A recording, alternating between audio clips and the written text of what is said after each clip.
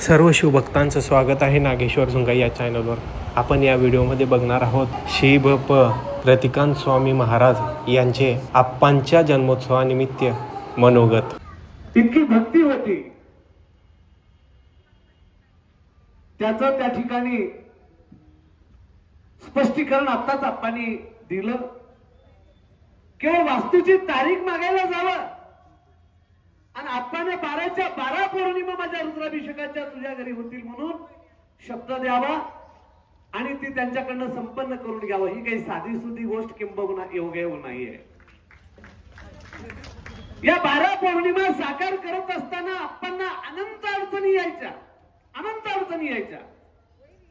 कारण मलाही वाटायचं आप्पा माझ्या घरी यावं, तुम्हाला वाटायचं, यांना वाटायचं, त्यांना प्रत्येकाला वाटायचं।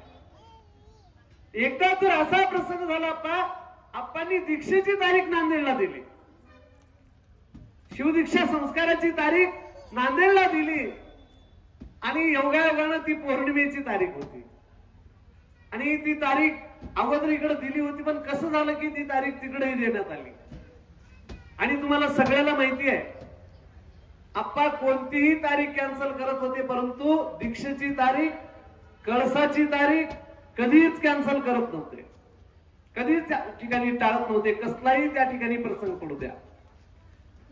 मग उमाताईंना, आमच्या अशोक स्वामींना सगळ्यांनी घाबरून टाकलं की आप्पा तुमच्या घरी यावेळेस अभिषेकाला येऊ शकणार नाही, कारण तारीख नांदेडला दीक्षेची गेलेली आहे, आता ती येणं शक्य नाही, आप्पा येणं शक्य नाहीये असं त्या ठिकाणी सगळ्यांना उमाताईला सांगितलं। उमाताई सुद्धा आता घाबरून गेल्या, मला आप्पा तर तारीख दिलेत येतो म्हणून, सगळेजण येणं म्हणले। कसं तर तिची प्रतिकूल परिस्थिती होती, उमाताईंची दृढ निष्ठा आप्पा येणार म्हणजे येणार, सगळी तयारी त्यांनी करून ठेवली। महाराज सकाळी 7 वाजली की दत्त म्हणून आप्पाची गाडी समोर इथे येऊन थांबली। त्या दिवशी सज्जनो, हा चमत्कार नाही, हा असणारा भक्तीचा योगायोग आहे, लक्षात घ्या। गुरु भक्तीचा योगायोग आहे। गुरु माऊलीवर असलेली दृढ श्रद्धा, दृढ निष्ठा, दृढ भक्ती, त्या निष्ठेचा असणारा हा परिणाम आहे। इतकी निष्ठा उमाताईंची किंबहुना समस्त स्वामी परिवाराची, आम्हा उदगीरकरांची आप्पावर होती आणि आप्पांची कृपा आपल्यावर अशा पद्धतीनं होती, आहे, राहणार आहे। आज तर आप्पांनी सांगितल्याप्रमाणे सद्गुरु राजशेखर शिवाचार्य माऊली आहेत, आचार्य गुरुराज स्वामी महाराज आहेत।